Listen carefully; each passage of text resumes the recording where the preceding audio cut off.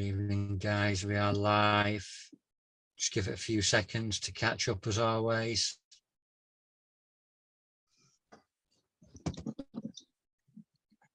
And there we go.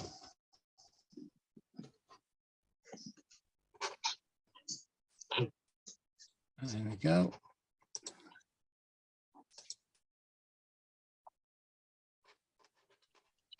Good evening, guys. Let's go to this.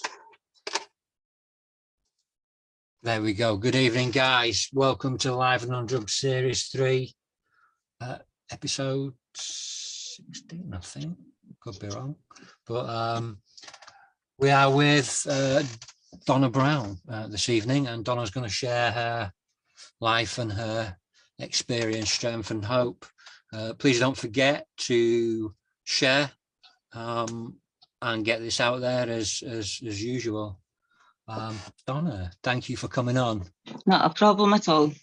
It's a pleasure and it's an honour, and it's actually a privilege to be able to share my experience of strength and hope as well, because I find people need to hear these things as well and realise that people can recover. Yeah, I agree. So let's go back to the start of your journey. Well, for me, I grew up in a place, East Kilbride.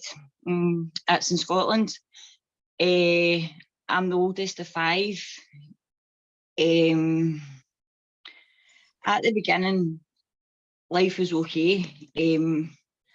I stayed with my gran due to unforeseen circumstances, and living with my gran was totally different from what I went to experience.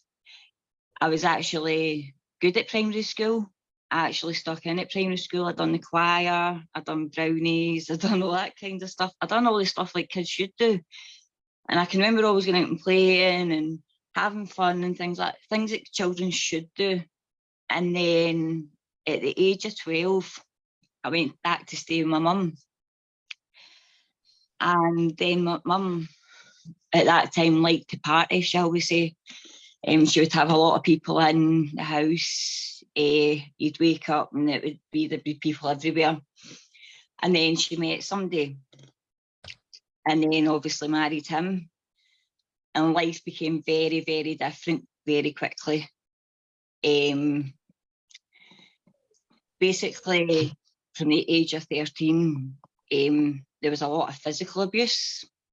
There was a lot of sexual abuse that started, and a lot of emotional abuse as well. Now, I can remember, like, the sexual abuse, I can remember the physical abuse, I can remember it all. The emotional abuse was what really hurt me, and sexual abuse, because I didn't know how to deal with it. I didn't know what trauma was then. And so I started acting out, and at 13, I picked up my first drink. And I'll always remember taking that first drink, because when I took that first drink, I downed the whole bottle. It was a bottle of Mad Dog 2020. I'll never forget it. It was orange. And as soon as I drank that, it was like Donna had arrived.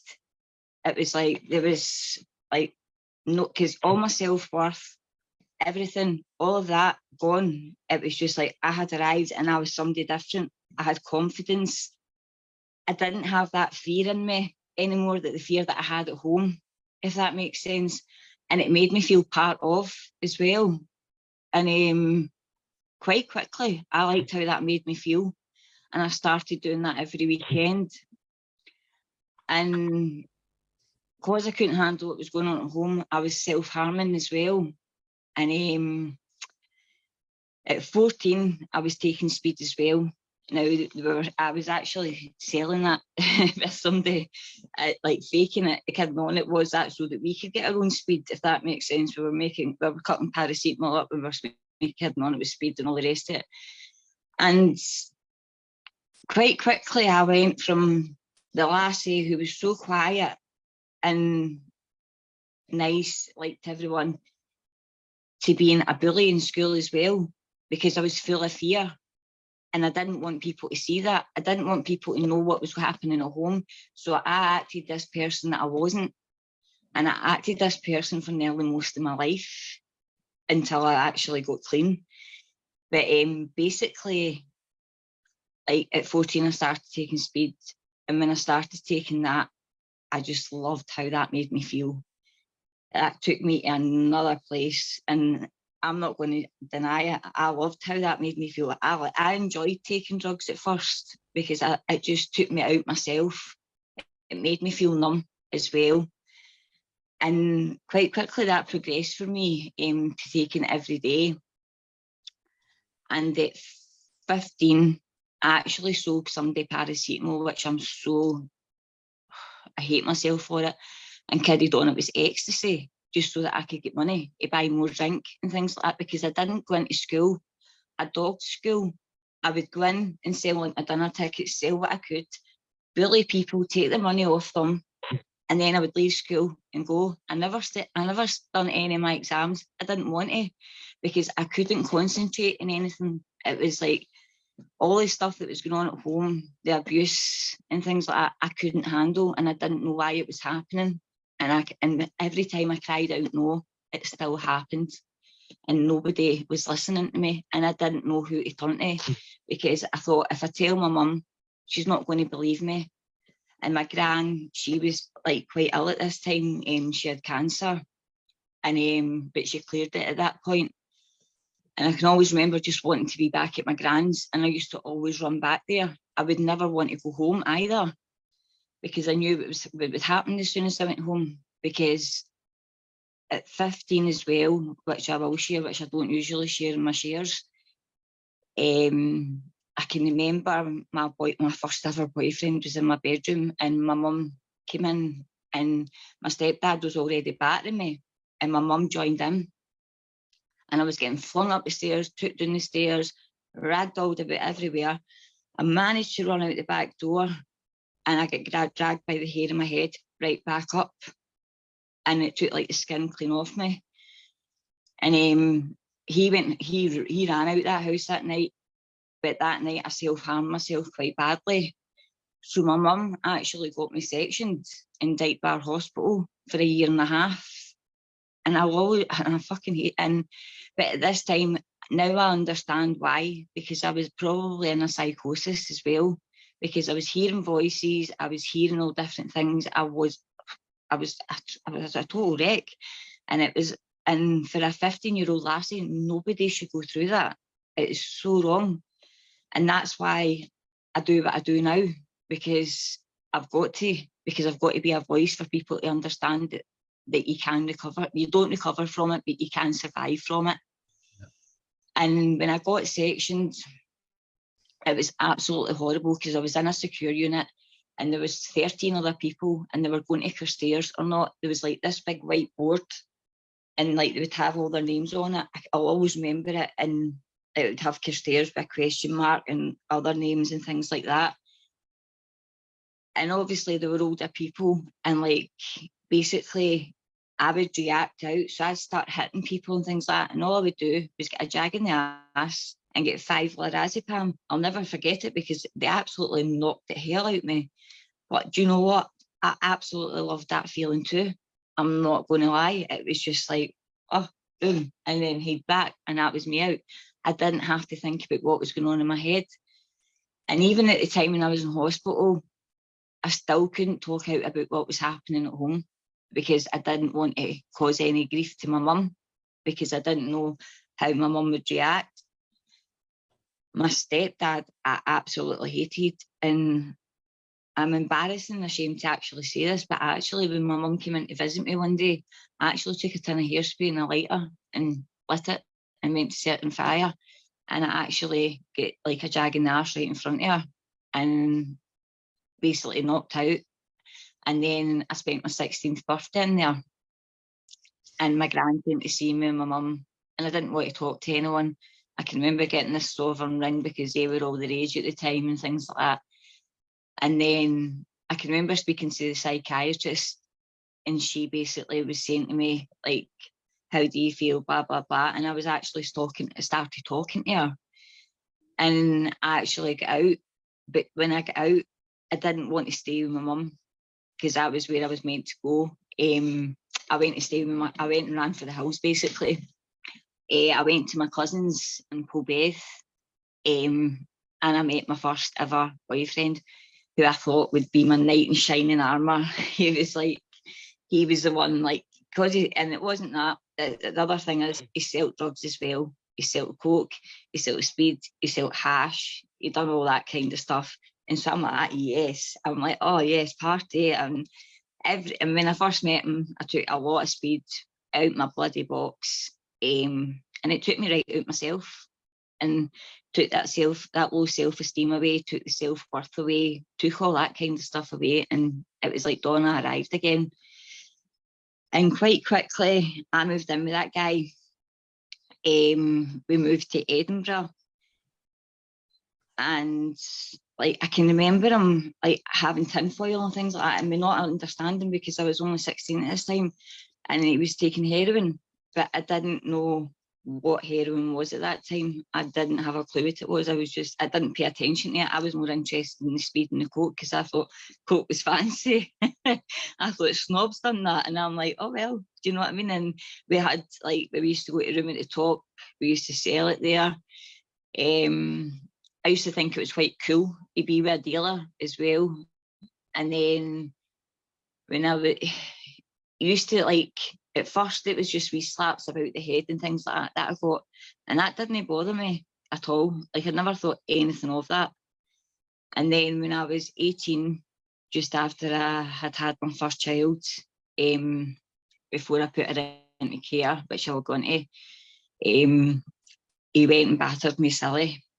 He broke my eye socket. He shattered my eye socket. He broke my jaw. He broke my cheekbone.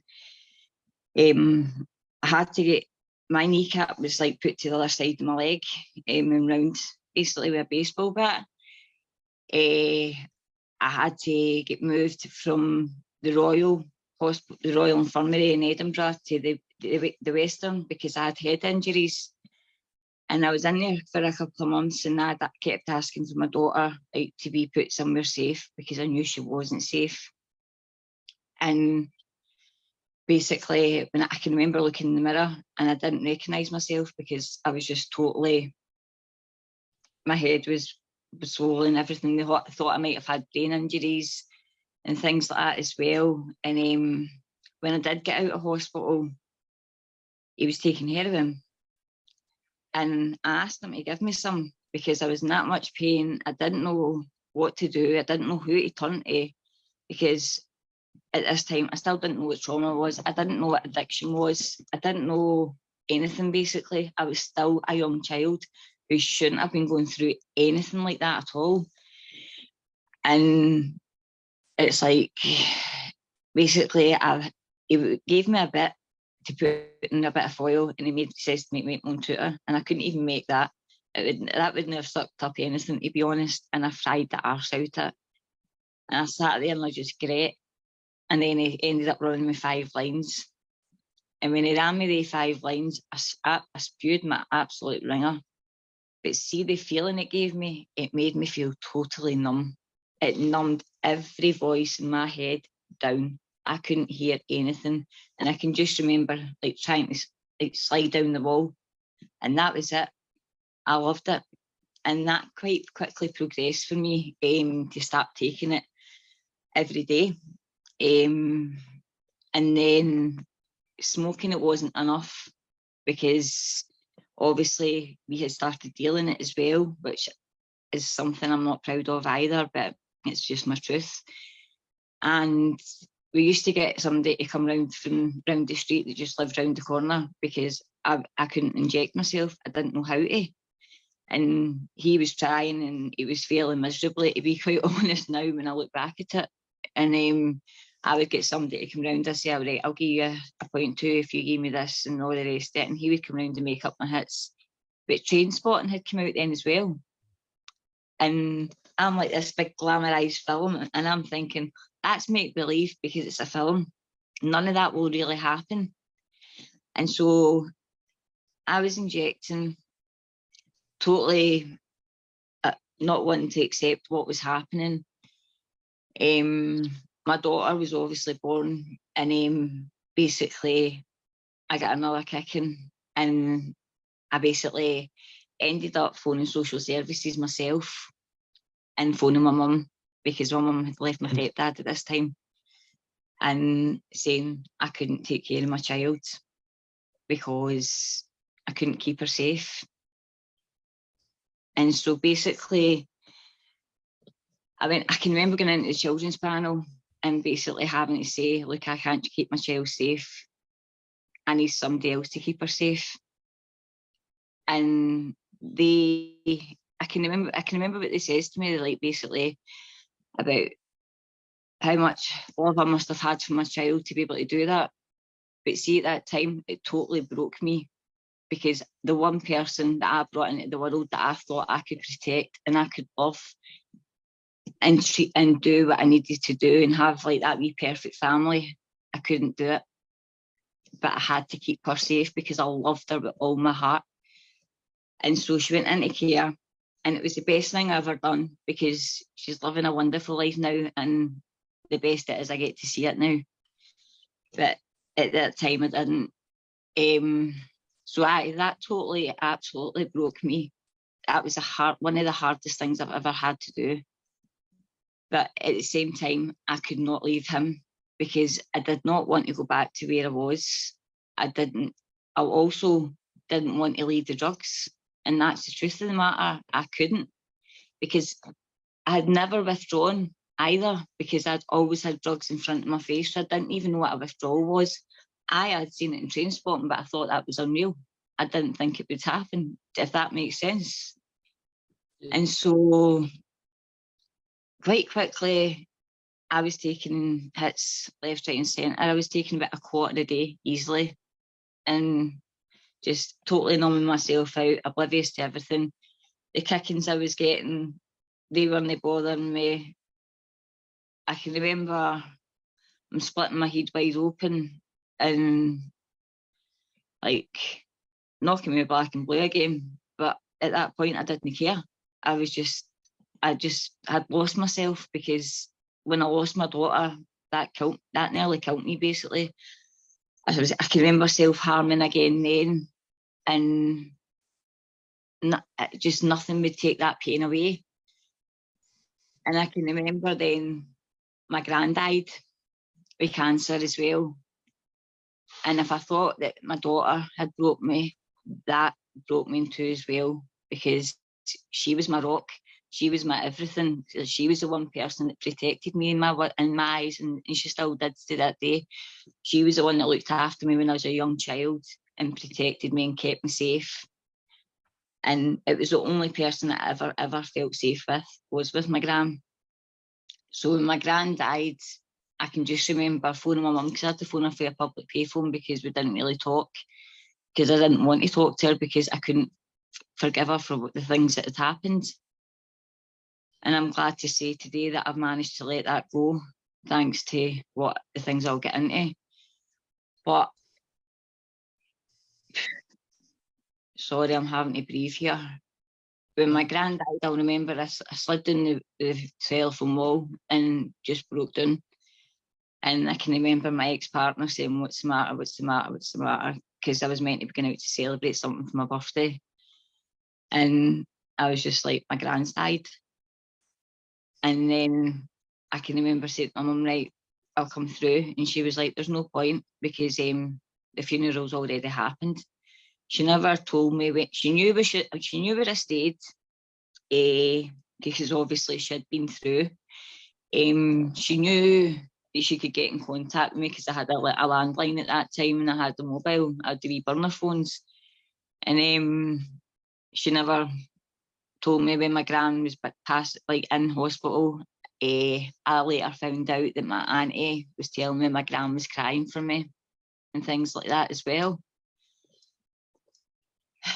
And that's something that really, really hurt me, because I think that I deserve to say goodbye to my gran, regardless of the situation, because no matter what condition I was ever in, even before she passed away, my gran was still always there for me. She never ever turned her back on me. When my mum chucked me out my house because my stepdad and my ex were fighting because of what my stepdad was like saying about me and my chest and things like that in front of my ex, he went and said about him. So that caused a big ruckus. And then my gran had put me up, but when she died, like, that was me. I was totally broken, and I very quickly progressed into drugs again. And I wasn't just happy with taking heroin then. I was taking coke, I was taking crack, I was smoking green, I was drinking, because I just didn't want to feel any emotion whatsoever, because every emotion, if I felt it, I just wanted to die. And no lassie in their early 20s should feel like that either. Every lassie should be out there enjoying their life and doing something with their life. And it was like, and what was I doing? Selling drugs and putting up with domestic violence. But anyway, I'll get into, that's like stuff I don't really talk about because I don't touch on that subject, but I thought it was right to do tonight.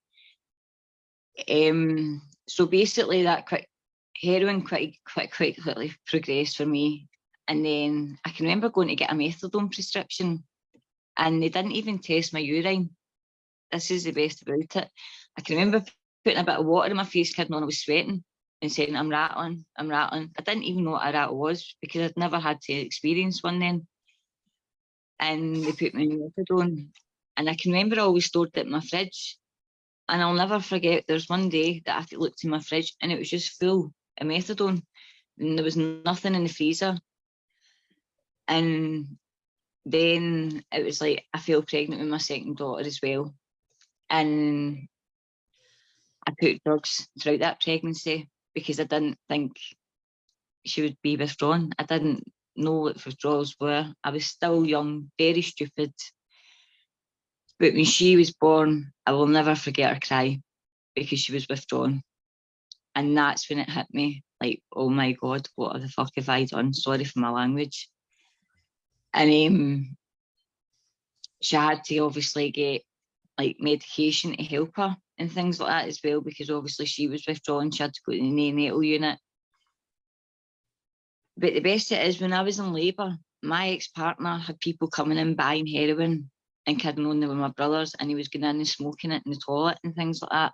But I've got a cheat because see, when my daughter was born, after she went to the neonatal unit, the first thing I done was went in the toilet and done the same. And that's something I'm certainly not proud of, but I will admit it. Because I could not handle the guilt, the shame that I caused, because I did not understand that my daughter was withdrawn. I didn't even know what a withdrawal was until my daughter was born.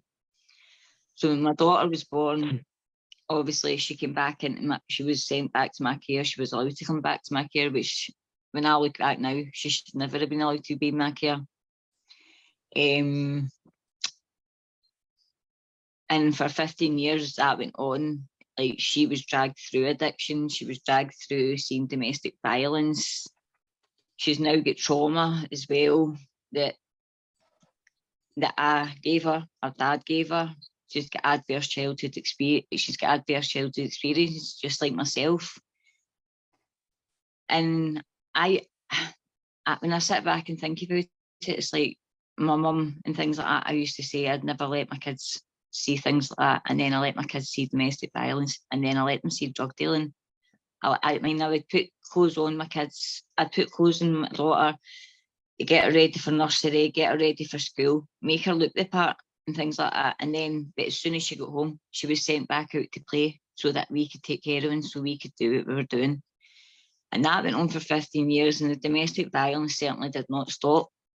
But I did try and leave him. I went into women's aid, and I lasted 3 days because that's when I started to withdraw. And I could not handle the withdrawals. That was something else. I was like, wow, what's happening to me? I didn't understand. And I'm going, why am I spewing? Why would I get this? And all the rest. I was sweating. I couldn't move. I was in agony. And I'm like, holy fuck, sorry for my language. And then I can remember I went back to my ex-partner because that's where I knew I would get drugs. and I knew that would take that feeling away.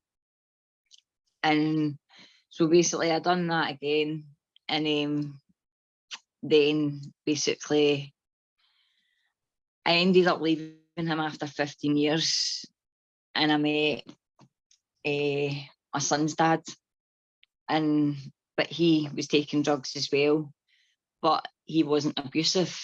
It was emotional abuse I went through with him. Like, he would like bring me down and all the rest of it, lock me in the house. So I couldn't even get my prescription and things like that. So I was sitting rattling and things like that, and it'd be fucking horrible because my daughter would have to witness this. She wouldn't be able to get into school. She wouldn't be able to get in. I'd have to say, right, you need to go out and play. You need to do this. It was horrible, and that was him just going out so he could find his drugs and all the rest of it, because we weren't selling them at that point. And so I left him. Obviously, I had another son. And I don't ever share this really, but my son passed away when he was 3 with meningitis. And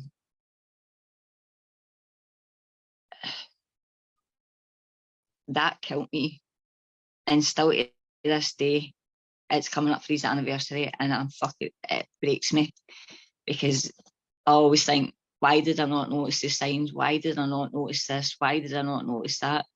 But I didn't know what meningitis was. I didn't know the signs to look out for. I thought he was unwell and things like that. And when by the time I took him to hospital, within 24 hours he was dead. And and it's coming up for his anniversary. But anyway,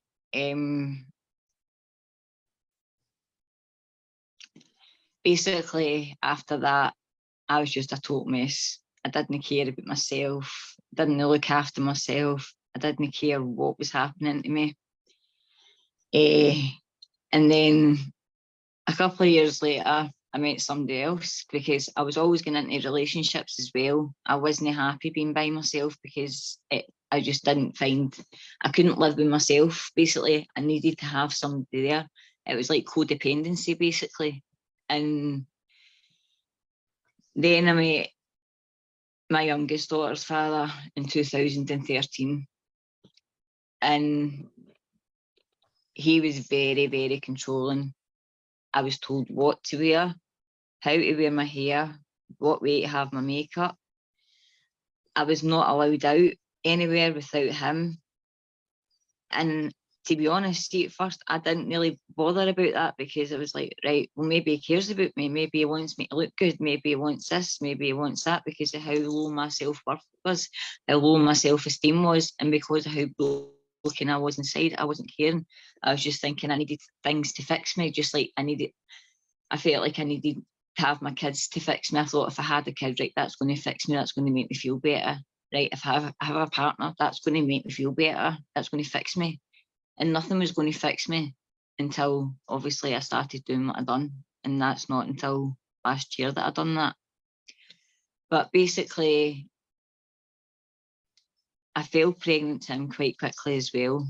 And after I had my last daughter, I get sterilised. But what I did do was, with my methadone, was come off that. I went on to Subutex, and then come off the Subutex, because I had a different blood type from my daughter. And so I had to have blood transfusions every 2 weeks. And she had to be born at 33 weeks, and she was premature.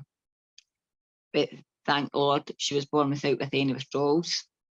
She was my little miracle baby, and she still is to this day. She's a shining example, and I'm so proud of her. And I'm so proud to say she's my daughter. I'm proud to see all my kids and my daughters.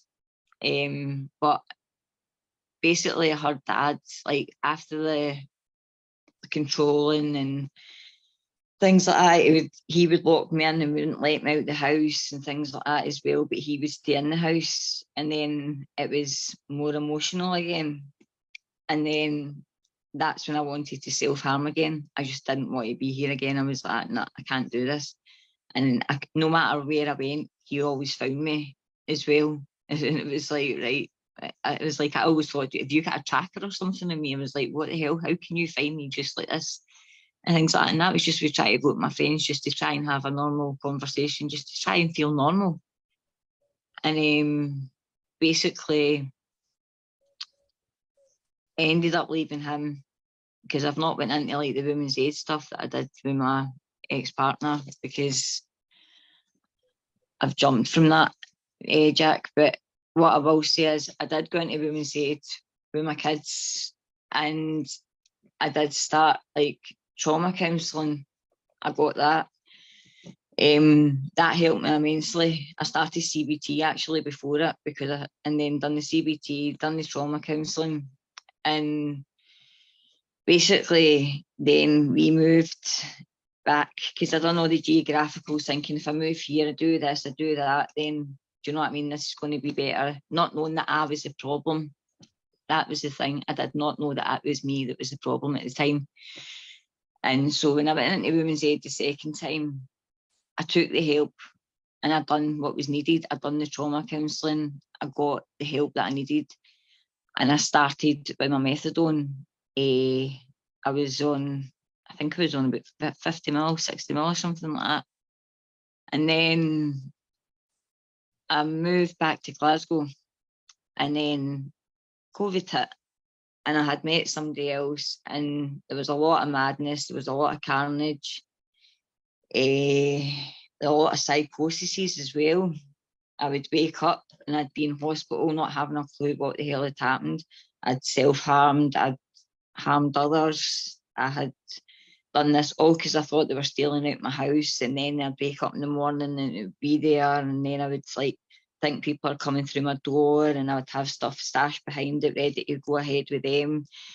I'd have my curtains closed because I thought people were spying on me. I was a total paranoid wreck, because see, if I thought heroin took me to dark places, crack took me to the very lowest of dark places. That took me to hell. And that's the God's honest truth. That, oh wow, that was something else. I ended up sectioned for a month, and my daughter went to stay with my mum. My middle daughter, by that time, she ended up wanting to get her own place and trying to live her own life, but that's something else. That's not for today. And basically, when COVID hit, after I had been sectioned, I can remember, like, I wasn't happy in the dose of methadone I was on. I went up to 120. But then when we had to self-isolate and things like that, because I've got a heart condition, I was told to shield, and I wasn't allowed out. And that freaked the life out of me. And I can remember phoning my addiction worker and begging her to cut me down on my methadone, and she would not do it. But I can remember phoning her and crying because, like, I couldn't handle what was going on in my head. And she was like, "Do you want upped?" And I'm like, "No, I certainly do not want upped." And then I came off the phone to her, and I was just like, "Fuck this! I am done. I can't do this anymore." And I cut down from 120 to 60 mil. And I'm not going to lie, I took pregabalin on top of it so that I was like trying to ease how I was feeling, but I actually managed to do it. I don't know if it was the mindset, because it was like something changed in me. If that day, I don't know how to describe it. It was just like, I am fucking done. And then I done another geographical because I left my ex-partner, because obviously he was still in the madness, happy to stay in his prescription, happy to stay in street Valium, not caring that it could kill him or whatever. And basically I moved, I went to Stirling. But as much as I hate the place, it got me clean. When I went there, I started cutting down a mil a day with my methadone. And that actually worked for me. But then I was meant to go into, I think it was Suicidal. But the day that I was meant to go into the tablets, I got rushed into hospital. And my gallbladder was bursting, basically. And that was because all the toxins, everything that I was using, my gallbladder couldn't take it anymore. And as I was getting my gallbladder out, I got a phone call to tell me that my son's dad and my daughter's dad had passed away. And that obviously funeral arrangements had to be made. Now, that for me totally broke me, because I'm like, how do I tell my daughter this? How do I do this? And then I was getting surgery, and then I was getting told that I had to get other surgery because they weren't sure if they had to, because I got malnutrition in the gut, if they were going to have to cut a bit of my bile off and put it up here. But it was actually gallstones in my bile duct and liver after the operation. So I got that done. And then I can remember having to sit there and listening to the funeral arrangements. And there was 3 people that kept me going while I was in hospital, and Claire was one of them. And sadly, one of my best mates, Mark, he was one that kept me going as well. And I won't mention another one. And then basically I fell to my knees, and I was just like, God, I can't do this anymore. I was like, basically done, because I'd been offered the Esprinor, and I was trying to tell them I would be into a participated withdrawal, and they didn't understand what I was talking about. And I was like, I cannot take that. Yeah, I'm just on I'm just out of surgery. I've had morphine. I've had fentanyl. I certainly cannot take that. And basically, they're like, well, do you want to go back in your methadone prescription? And I'm like, no, I certainly do not. And I can remember when I fell on my knees and praying to God, I was just like, please, God, take this away from me. Please help me. And I just felt something had my back, and I felt like this presence, as if I'm going to be all right. Even though my son's and my daughter's son passed away, it was like I just knew something was going to be all right. And I don't know if it was with him dying that maybe this is how I am the way I am today, but something had to change. And so I'd done the withdrawal, and I'm not going to lie, it broke my back, to be quite honest. It was fucking hard, but I done it. And then just as I got out of hospital, I found out my best pal had went out and get mad with it and killed himself. And he kept me going in hospital, and it's just been his anniversary there. Just need to breathe, sorry. And it was like all these things were happening, and I'm like, why, God? Do you know what I mean? I'm like, why are they dying? They don't deserve to die, and things like that. It broke me, but at the same time, it was making me stronger, if that makes sense, because I knew I had to do it for them. I had to make this change, and something had to change in me. And then I started, obviously, once I'd done the withdrawal and things like that, I started trying to do it myself, and it just wasn't working because I was crazy clean, shall we say. I was all over the place. I was trying to deal with all these emotions that I had blocked out with drugs, because I couldn't deal with them as a child, then as a teenager, then as an adult, and then all the emotions that were going on after the drugs. And it was so bloody hard. And I done trauma counselling as well, and then I joined a charity, Wave Trust, and also I learned about adverse childhood experiences and realised that I had a very high score, and then I worked through what I could work through with them. And when I worked through them, I understood what was going on with me, and so the trauma counselling really worked for me that time.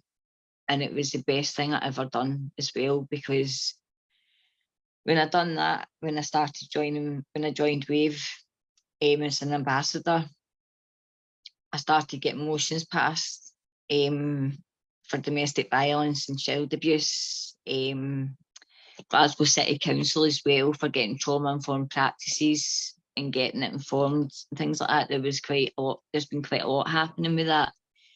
But then I embarked as well on Cocaine Anonymous, and it was the best thing I ever done, because that programme saved my life.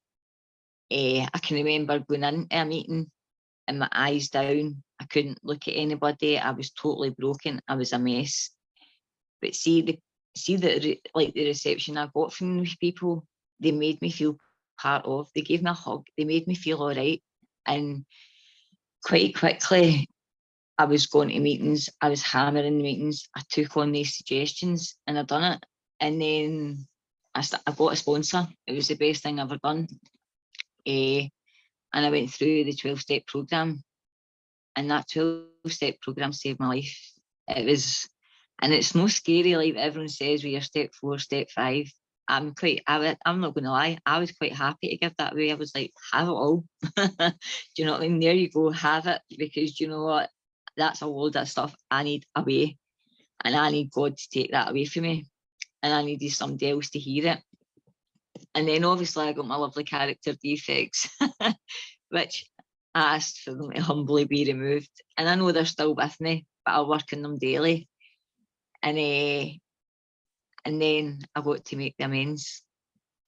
And I got my kids back in my life.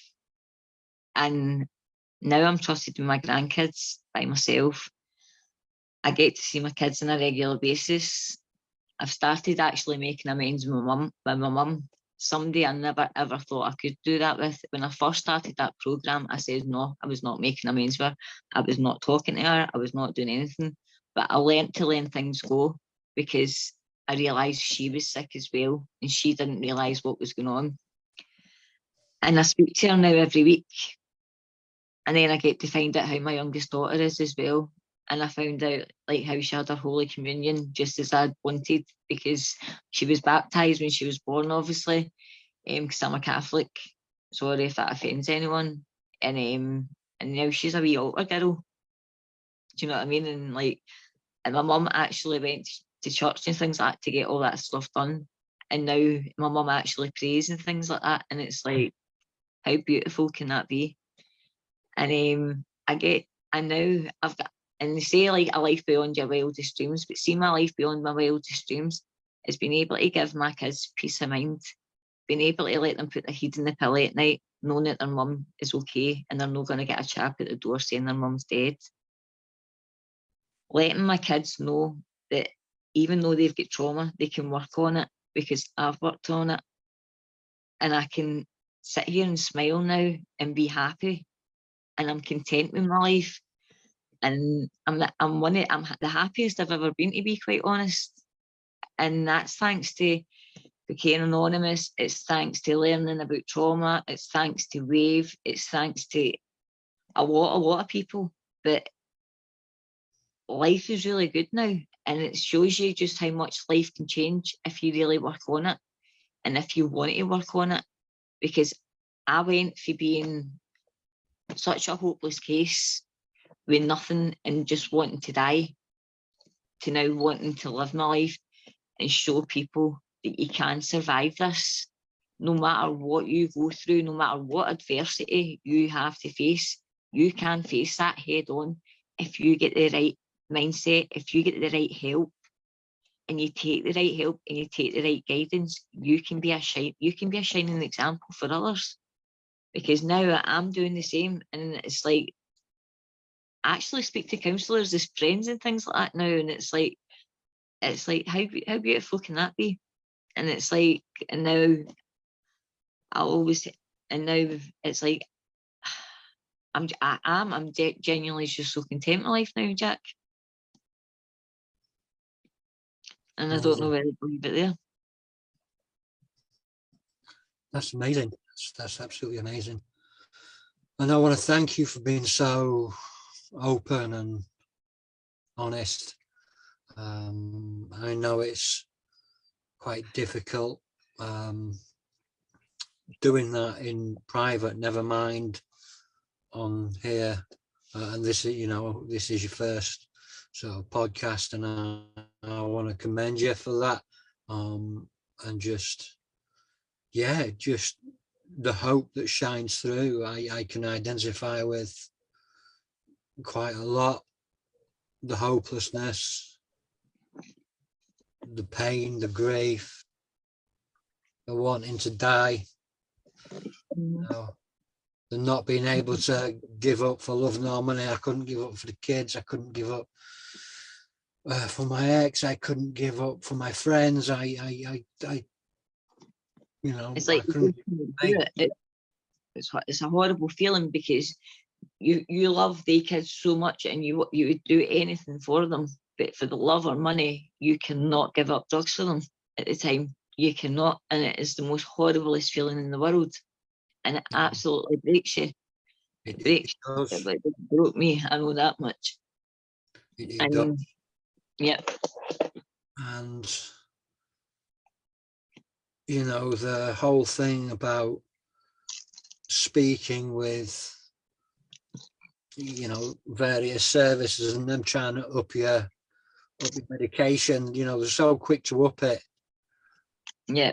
You know, you'll ring to try and get it lowered, and then somehow you'll find it's upped, because they're in a place where they just want to treat the symptoms and not the disease. Exactly. What I found was there was no, like, even though I had a worker who was giving me methadone, there was no help there to try and cut you down. There was no offer of anything else to substitute it, nothing like that. It was just, if you're feeling down, oh, I'll up it. Do you know what I mean? And it's like, I don't want it up, I want it down. I don't want to be methadone anymore. I'm done. And it's like, when you know when you're done, it's like when you're falling to your knees and like that, done. And it's like, nah, that's not right. It's like, I think every service should be having a hard look at themselves, to be quite honest, because obviously I've heard about, I've seen people in Buvidal because I never got that chance to go on it, and I'm glad I never got that chance to go on it. I'm glad I got to experience, and I know that might sound weird to come off the methadone the way I did, because I'll make sure I'll never ever go back. That's for sure, because that nearly killed me, and I know that for a fact, because I had a blood clot in my heart which went into my lung. I mean, it was horrendous when I was in hospital. I'm not going to lie, it was the most terrifying experience in my life, apart from when I had to watch my son die, to be quite honest. It was like, that was like horrible, because obviously I was having to bury my kid's dad as well. Then it was his funeral and I couldn't go to that, and like that still hurts me inside, because there was nothing I could do, but I was totally powerless then. But now I'm not. Of course.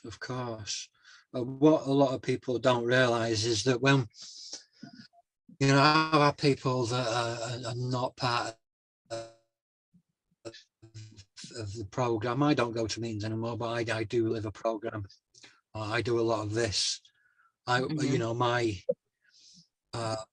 when I last used, I couldn't have faced another cold turkey. I couldn't have faced that. And God, for me, you know, God took that away. He put me to sleep, and it's what I describe as he did surgery on me, because when I woke up, I haven't used again since. Yep. But that's by the by. We still have to treat. You know, drugs aren't my problem. They were my solution. Yep, definitely. Life was my problem. Addiction was my problem. Disconnection from God, from family, from people is my problem. Yeah. You know, and there's so many. I've been through so many services. I had a hard time in dealing with grief. And there's one thing that we've got to remember, that when we say we're powerless, that actually makes us powerful. Oh, yep. Which is why we say we're powerless, because that gives us the power that makes us powerful. Yeah. And we also have to know that we never really move on from grief. No. Because it will always be there, but we do move forward, because we do learn how to deal with it better. Because, and we learn how to manage. I think I'm 13 months now clean, and it was just about, obviously my clean date, it was 2 days after it. It was like my kid's dad's anniversary, and then it was like my best mate's anniversary just there as well. And the grief that I've felt has been heartbreaking, to be quite honest. I've grit, I've acted out, but I've not used a substance, and I've not got that desire to use a substance. That's gone. It's like they say that mental obsession of drugs will go away, and I do believe that is true, because there's no desire for me to use, there's no desire for me to pick up. All there is a desire to feel the grief and go through the grief, because I know it's a process, and I know they're in a better place as well, and they're not in misery anymore, they're not in pain, and that's what I've got to remember. Yeah, and you've got to remember that, you know, there are days that are better than others, and you know, sometimes it's easier to deal with than other days, but you've just got to remember that trauma that we live, you know, we take them on, we take on all these traumas through our lives because that's the sort of people that we are. But the best bit of advice I was ever given was that trauma actually doesn't belong to you. You know, it belongs to someone else. It was someone else that caused it, so it belongs to them. And that helped me sort of mentally shift my head into recovery mode. Yeah, I get that, because that's what I was explained as well. It's like, you've got to remember they've got to live with that now, and it's like, and you've got to move on with your life, and then you get the trauma counselling, and you'll know what I'm talking about, and then you get the help with that as well, and then you realise that it wasn't you that was it was them, and so you learn to let it go as well, even though it still stays with you. And you know what I'm talking about there. It does stay with you, but you learn how to live with it, and you learn how to let it go. And as I say, it's like, I can speak to my mum now. I don't hold any resentment against her at all. I actually love the woman now, and I can't wait to start seeing her again and things like that, because it's like, it's still my mum. And I've got to remember she was sick as well, and I was sick at one point as well. And it's like, at the end of the day, it's just, she was spiritually unwell, and that's what I've learned. And I was spiritually unwell at one point as well, and I've got to say, I'm not going to lie, when it comes to other people, I've got to remember, they were spiritually unwell, but they're very, very sick, and there's certain amends I will not make for that, because there's no way that I should have to make amends for that. No child should have to ever go through that. And that's why I'll always use my voice, and I'll always help anyone who's ever struggling, because I know that it tells you in step 12 to carry the message and help the still-suffering addict, but I will always help somebody that's going through what I've ever went through, because if I can help one person, then I'm happy. Yeah, I agree with that. You know, in recovery, I lost my biological mum to cancer Easter 2017, and then my 2-day-old niece to murder less than 3 months later. And I really struggled with that. And, you know, I'm a Christian. I'm a real churchgoer. I believe in the power of God and healing. But I really felt just so broken. And it was a year before we could go to the funeral up in Yorkshire. I live in rural Norfolk, and one of the ministers at our church kindly took me home. And I remember coming out of the funeral at the crematorium, and you know, seeing you know, it was a pink coffin, and I'd really struggled. I really did struggle with hate.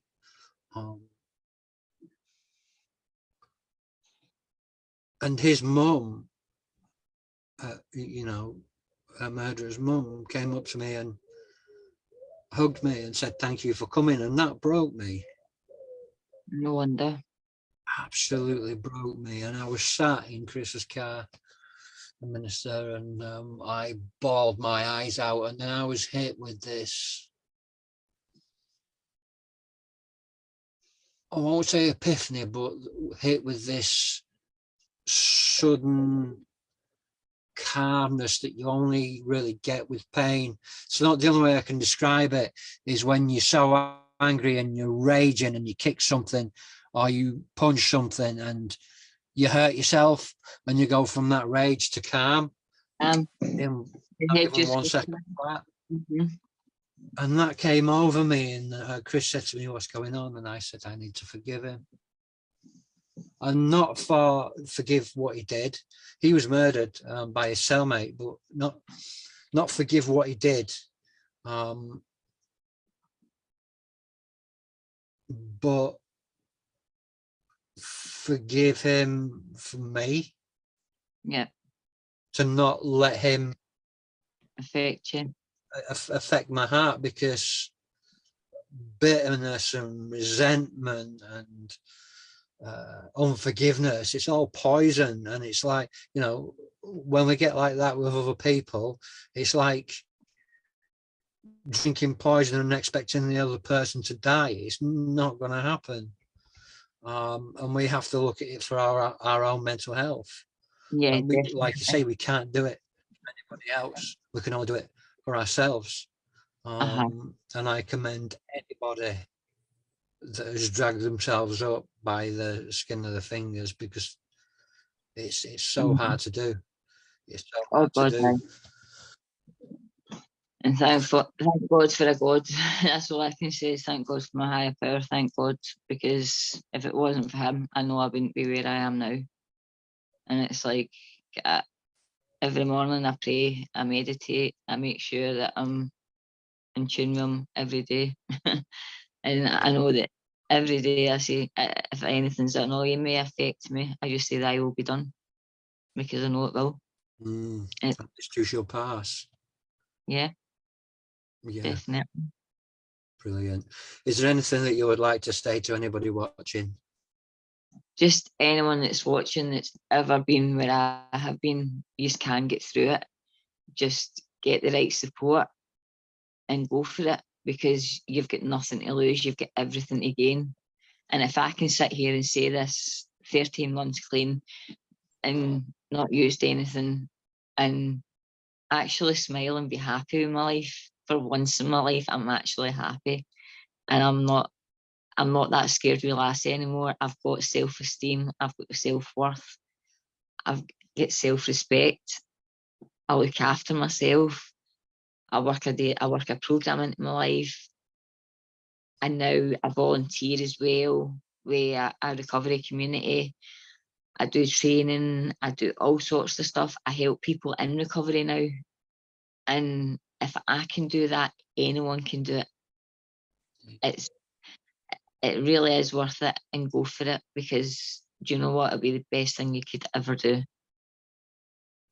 It really could. Thank you. Guys, thank you ever so much for tuning in as always. And I shall see you again, hopefully, next week.